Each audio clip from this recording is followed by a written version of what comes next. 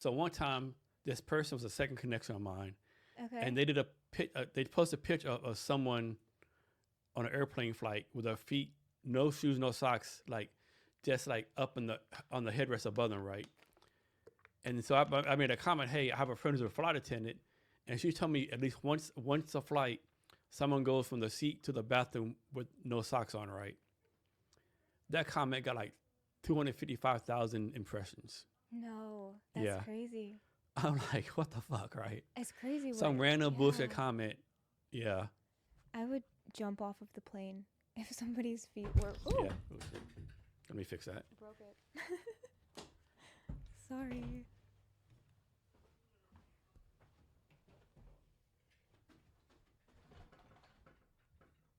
Just some quick engineering.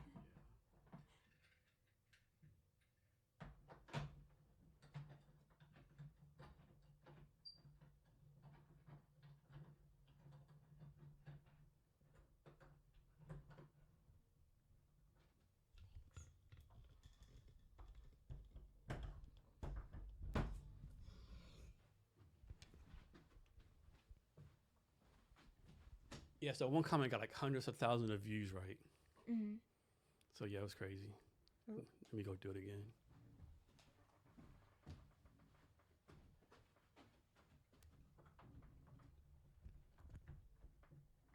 And just keep it like right there. Okay, I can do that. Yeah, but there's a lot of content out there. Like I stroll on TikTok probably too much, you know. It's hard not to. It's crazy, like the way that it's structured is so hypnotic. And the thing I like about TikTok is like there's a people don't know this, but on your top has like for you following. There's actually a stem feed you can follow, right? A stem feed? Stem field, yeah. Let me Okay. show you. Yeah, show me. I don't have TikTok. Yeah, that's bad as like a marketer, but I'll check on my parking while you're doing that. Yeah, so that's a stem thing you can follow right here. Oh, cool. And then like you click stem, all this like science stuff comes up. People teaching all kind of different things. Yeah. That's cool. I didn't know Yeah. that. Yeah. I've actually like never used TikTok. I've never had No. it. No. So what Instagrams you go to? Yeah, Instagram's my go-to, but I don't spend time scrolling anymore just because Yeah. it's so distracting. It is. So Yeah. much I gotta do time. better. Yeah. What's your It's take on hard. Facebook? Facebook is nice for ads. Mm-hmm. I it might be like a generational thing. I hate scrolling on Facebook. I never. Yeah.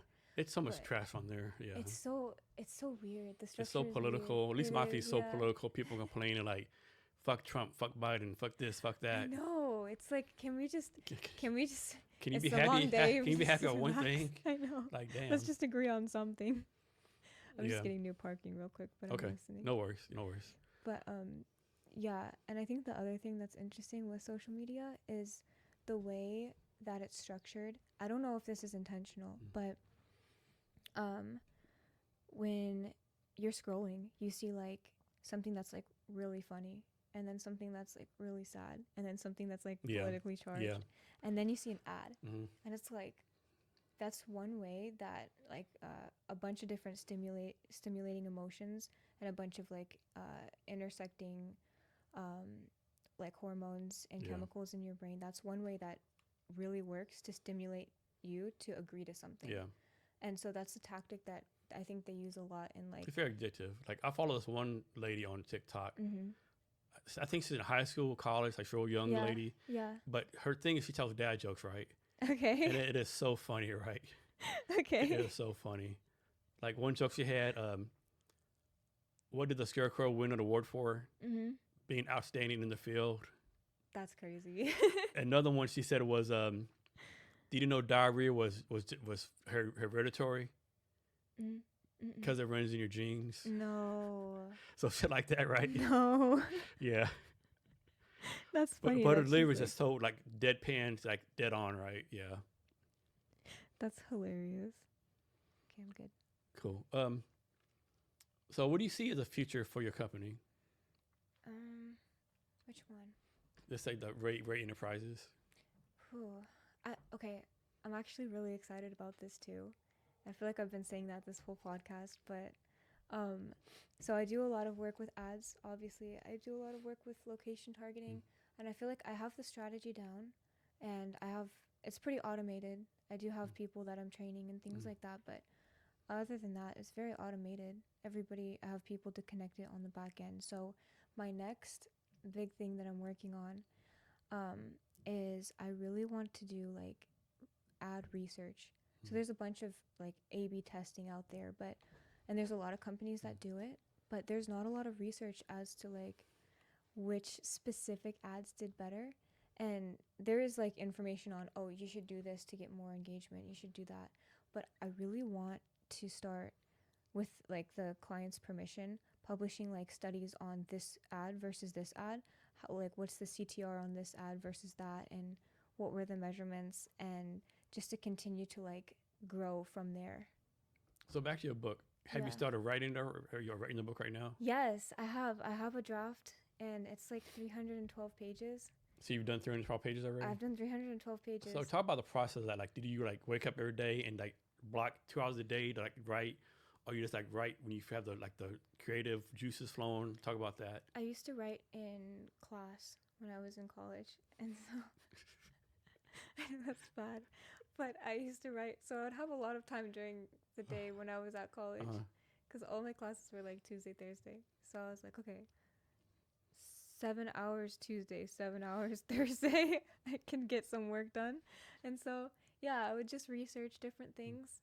And there's a bunch in my book about like psychology. And then there's like a section of like napkin math. That's like, and so I was like looking into what are the different poker equations, because I know those. Yeah. And then the marketing equations and how to connect them.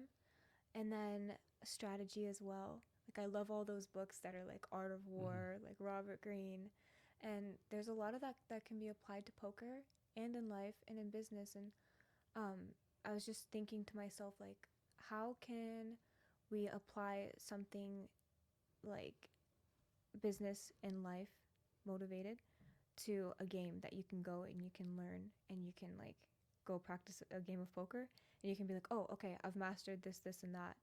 And now it's like applicable to my business. And you're gonna put this on Amazon? I'm gonna. I'll publish it. I for think real. I'm gonna publish it through a publisher. Okay. Just because, I don't know. I don't know that much about publishing, and I don't want to. And do you have an editor, or are you editing it yourself? Yeah, I have an editor, and I have a book coach. But I had a book coach. I haven't met with her for a while because I haven't been focusing on it. I should be, but Do you have a goal when you want to push it out, so to speak? yeah, I really want to push it out next year. Okay. Like next year before the end is up. The end of the year is up. And this book's like a passion product for you? Is it going to be like a sales funnel for your other businesses? Ooh, that's a good point. I mean, it could be a sales funnel, but I'm thinking of it more of like a passion project. And it just ties into how interesting I find like. But in your book, you're talking about poker, startups, business, marketing, how it ties together, right? Some kind of way. Yeah. There is a section for marketing, but it's very applicable to any type of business because you can take those equations and you can apply it to like marketing. So like I do have a marketing section with all the marketing equations, and it makes it easy to like in real time, what would the cost of this be, or like what would the outcome of this ad be versus this ad. And I gave a presentation to a marketing class, like a college class, and they found it really applicable. And it was cool because I took like a real world example from one of my ads, from two of my ads. One did really well, one didn't. And you could apply the equations that were the same ones as poker. And playing poker, you have to get really good at like going through those equations really fast. And so if you practice that in poker, then when you're in a business setting, you're going to be really good at going through those equations really fast. You just plug in different numbers. So if you're good at math, you might be a better poker player? Yeah. Okay. You might be, but also that can be trained. Math is very like, I think it's the language of logic, and it can be trained in anyone that has like logical capabilities. So back in networking, right? Yeah. So you already talked about some about like let's suppose like someone you get an email from someone with 20 potential networking events to go to. How do you pick the one you want to go to?